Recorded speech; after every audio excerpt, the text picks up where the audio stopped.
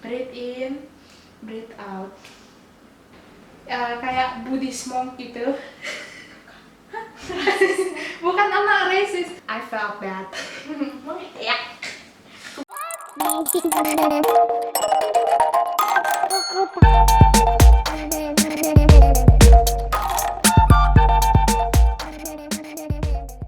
Assalamualaikum, hello friends, welcome back to our channel. So, untuk podcast topik kita hari ini, we will discuss on managing stress in school atau apa bahasa Inggrisnya?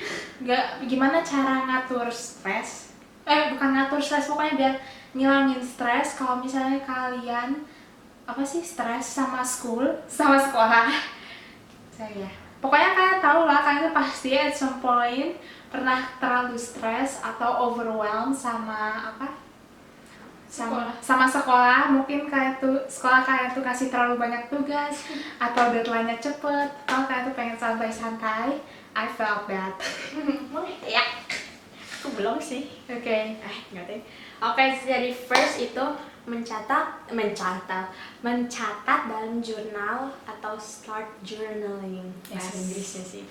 Ya, jadi mencatat dalam jurnal kalian itu bisa jadi alat yang kuat bagi siswa untuk merefleksikan atau merefleksikan pikiran dan emosi mereka, apalagi kalau kalian nggak ada orang yang you guys have no one to talk to, atau misalnya kalian nggak comfortable gitu ngomongin tentang feelings kalian, Atau ini mungkin bisa jadi pakai diary juga ya. ya diary atau jurnal. Ya kalau diary sih kayak lebih private aja kali ya. Ya jadi ini jurnal itu aman untuk mengekspresikan perasaan dan melacak pemicu stres ya. Jadi kalian bisa ngecatat pengalaman sehari-hari. Siswa dapat upaya kejelasan dan refleks terhadap situasi stres. Berapa itu? Jadi kalian juga bisa kayak memperoleh kejelasan, terus perspektif terhadap situasi stres kalian ini. Misalnya kalian tuh kalau nulis, aku tuh stresnya gara-gara ini, mungkin dari situ kalian juga bisa kayak find the root problem.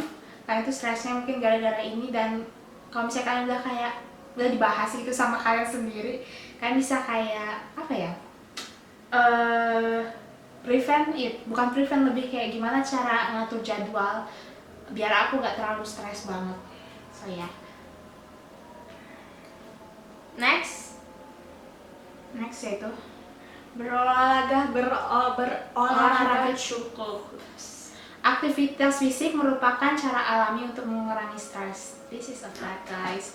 Kalau misalnya kalian kayak kurang olahraga, you guys sit and rot in bed all day, itu tuh emang bikin gak terlalu produktif. Karena aku juga kadang kalau misalnya olahraga, aku tuh nanti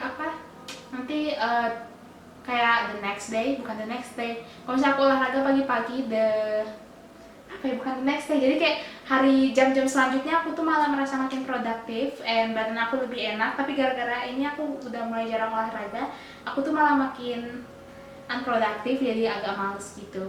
So ya, berolahraga secara teratur membantu siswa melepaskan ketegangan dan memperbaiki suasana hati dengan memicu pelepasan endorfin.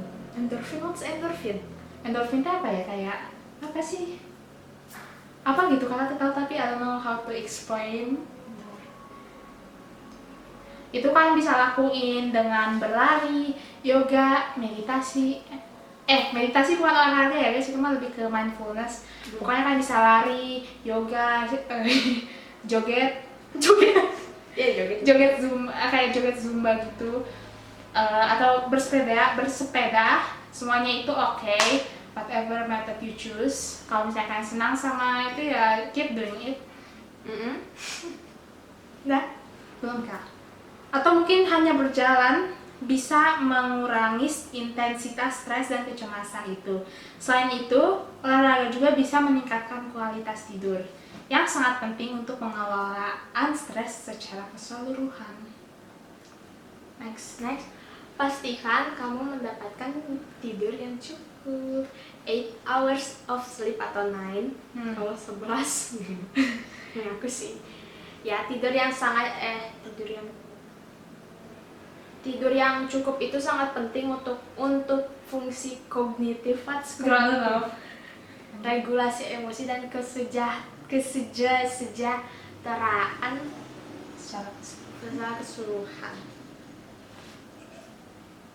Ya, jadi banyak siswa sekolah yang menghadapi itu dalam bahasa experience. bukan menghadapi kayak Menghadapi misalnya kayak? tekanan dari sekolah dan juga kewajiban sosial, karena itu kalian tidak punya pola tidur, kalian punya pola tidur yang tidak teratur, atau kalian misalnya suka begadang. Kalau begadang yang malah makin lemes, yang malah kalian tuh moodnya jadi jelek for the day. Jelek.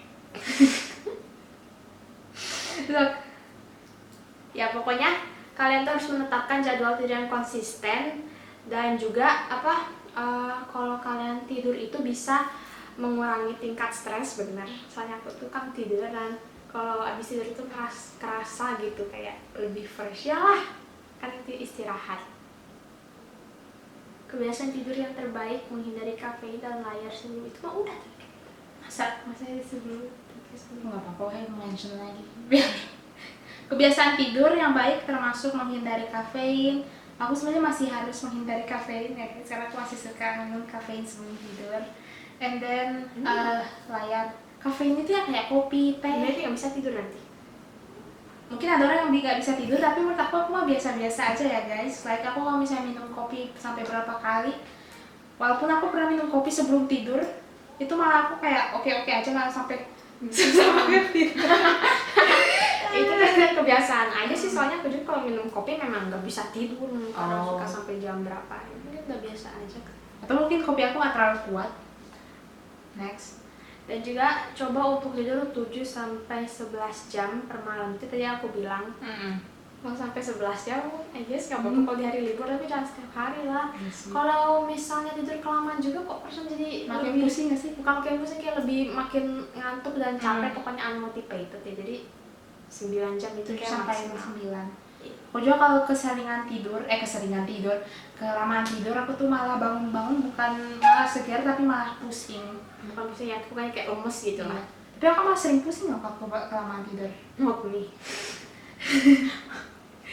Karena aku orangnya tuh di shape untuk tidur dikit, I guess. Next yaitu bermeditasi. Meditasi kesadaran adalah praktik yang mengembangkan kesadaran momen ini dan mempromosikan relaksasi. Pokoknya kalian bisa kayak meditasi. Aku sering lihat kok di YouTube, kalian tuh gak harus kayak bener-bener harus profesional sampai kayak Buddhist monk gitu. Bukan anak racist, itu kan emang kalau Buddhis kayak orang Buddhis monk itu mereka tuh kayak fokus banget. Emang kayak meditasi harus fokus, tapi banyak kok di YouTube kalian tuh bisa itu guided meditation. Aku jarang sih jarang, bukan justru nggak pernah meditasi, aku nggak pernah. So aku Pernah nggak bisa fokus, dan juga gampang bosen. Jadi kalau dia macam itu kayak ya, tapi kan that's the point, kamu tuh diem biar kalian tuh pikiran kalian tuh keluar, terus kalian tuh lebih calm. Kok misalnya mending bengong di luar sambil nyium fresh air. ya sih, itu juga bisa. Tapi meditasi juga it's good. Dengan menggabungkan meditasi ke dalam rutinitas harian mereka, siswa dapat mengembangkan keterampilan untuk mengelola stres dengan lebih efektif, meningkatkan konsentrasi, dan membangun ketahanan terhadap tekanan akademis. Bahkan sesi meditasi singkat dapat memberikan bantuan langsung dari stres dan meningkatkan kejelasan pikiran secara keseluruhan. Pengen nyoba meditasi tapi gimana ya? Ada kok banyak, kakak tuh pernah nyoba kayak meditasi yang 5 menit doang, jadi guided. Jadi teh kayak ada orang yang voice over, nanti kamu teh harus gimana, breathe in, breathe out. Terus tidak ada ngomong banyak. Menyisihkan waktu untuk melakukan hal-hal yang menyenangkan ya, biar lebih nggak stres. Kalian tuh bisa kayak misalnya terlibat tuh apa sih? Apa terlibat bahasa Inggris Indo? Involve. Ya pokoknya kalian bisa kayak ngelakuin kegiatan yang menyenangkan di luar dan Di juga luar akademik. di luar akademik, membantu siswa untuk mengisi ulang energi dan menjaga keseimbangan hidup yang sehat ya. Jadi kalian tuh keluarlah, jangan kayak Go outside. tugas terus nanti tambah aduh.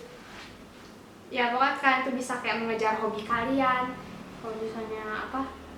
Ada apa sih hobi kalian yang nggak ke reach karena sibuk sama sekolah ya, kalian bisa mungkin mengejar hobi kalian atau juga menghabiskan kalian spend time with your friends or your family, menghabiskan waktu dengan teman kalian dan juga keluarga kalian. Kalau nggak punya Ya kan masih banyak kan bisa hobi atau kayak partisipasi kegiatan lain. ya seperti seni atau musik. Yes. Kegiatan ini memberikan nutrisi kok nutrisi sih? Nutrisi kayak makanan aja Kan emang nutrisi. Oh, iya. nutritional. Nutrisi emosional dan berfungsi sebagai pelampung stres ya, jadi kayak healing ya guys. Mengambil istirahat dan memberi diri waktu untuk bersantai, itu kalian bisa mengurangi kelelahan dan juga memperkuatkan pola pikir positif.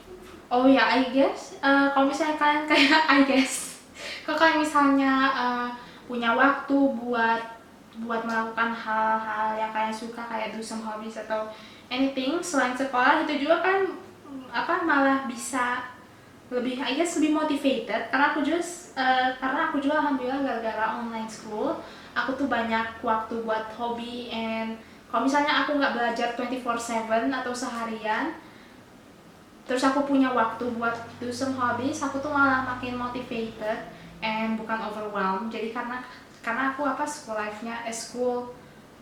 school life balance-nya itu balance. I don't know what I'm saying. Pokoknya gitulah. Udah? I'm so sure. Okay guys, so yeah, that's it for our today's video. Pokoknya, intinya dari video ini kalian tuh jangan stres, jangan stres ya, stres pasti kita ngalamin at some point in our life. Pokoknya kalian tuh don't be too hard on yourself, apalagi kalau misalnya kalian apalagi if it comes to school, kalian tuh jangan terlalu boleh jadi ambisius, but kalian juga tahu waktu and punya hobbies atau sesuatu biar kalian tuh makin calm. Yeah, that makes sense, I guess. Pokoknya kalian tuh ya jangan boleh belajar. Kalau kalian suka belajar 24/7 ya we can blame you. Suka. Tapi kalian juga pokoknya harus bikin pokoknya kan ya jangan belajar terus. Tapi kalau kalian suka belajar ya gak apa-apa. Pokoknya kalian nyisihin waktu buat hobi and anything that is fun biar kalian juga makin motivated. So yeah, that's it. Thank you so much for watching guys, and we'll see you on our next podcast. Bye Bye guys. Vici Jiroha.